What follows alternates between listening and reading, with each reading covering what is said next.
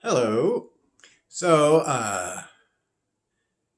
Andrea, my wife, and I um, left our world behind, the world of regular job, of apartment living, where we were living in Western New York, um, and decided to follow this dream slash intuitive pull and to live basically with radical faith to go where we were being called to go and meet the people we were being called to meet and see where our journey took us using those criteria of just being open to the moment. And we sold a lot of stuff, gave a lot of stuff away, put a lot of stuff in storage, a small storage space in Western New York. Then we packed our 2009 blue Honda Accord, whose name is Blue, and she's been good to us so far. And packed packed Blue up with some camping stuff, some basic clothes, some very basic books, just what we could fit in the car, and we took off with not a whole lot of money and no real plan. We were drawn to the first place we were drawn to was is where we are now, which is in the Hot Springs area of Arkansas. And it's a long story. It involves other people who kind of lured us here, and we're happy to be here while we're here, and really pleased to meet a lot of people we've met. Um, so we camped. We were given shelter by amazing people. And we've just been kind of going where our spirit has been taking us, and when we're mostly through house sitting gigs, through word of mouth, through meeting people, and watching their pets and stuff like that, and um, we have been challenged a lot because the weather here in Arkansas has been very, very hot. So it's not really very suitable for camping, though. We'll camp if we have to, and that's fine. Uh, but it's also interesting that when house sitting gigs fall through and all kinds of unforeseen events happen, and we're like, oh, we're going to be, quote, homeless or whatever. Although nowhere's homeless when everywhere is your home. Um, so we're grateful for the little things that we have. We're grateful for Blue. We're grateful for all the friends we've met who've given us house sitting gigs, including this gig that we have now through an awesome person who I met through doing a play in Hot Springs, and she has set us up in her townhouse in the village of Hot Springs, and in exchange for helping her do a lot of projects around her house and around this house that we're staying at. So it's just really incredible when you just take chances. That's what we've been learning. We've been experiencing.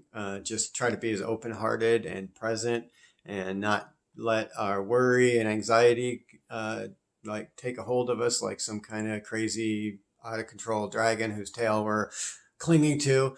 And we've definitely been challenged with our beliefs and with our relationship from time to time, but mostly everything we just make sure we keep communication going. And one of the things that we're also trying to be open to is what is our larger purpose here on this planet at this time. We've both been kind of immersing ourselves in the spiritual world. I've long been into tarot and astrology and the occult in general. So I've really immersed myself in that world, and Andrea has been immersing herself in that world as well. And so one of the things that kind of downloads that have happened over the course of this journey is, um, and it's this, for a long time, I've had this intuition about something that I call the light web, and it's not really my idea. There's a lot of different versions of this idea, um, but I've written about it on Medium, under Damien Sabuyan from Medium. Mystic Minds is the publication of Medium that I publish with, and so I wrote an article about the light web, and it's definitely not comprehensive because it's a learning process. I'm discovering more and more about what the light web is. If I were to explain it simply, the simplest way I can think of is if you just think of the internet, the World Wide Web. This would be the subtle version of that. Just like we have a physical body, what's called a gross body, because it's faux growth.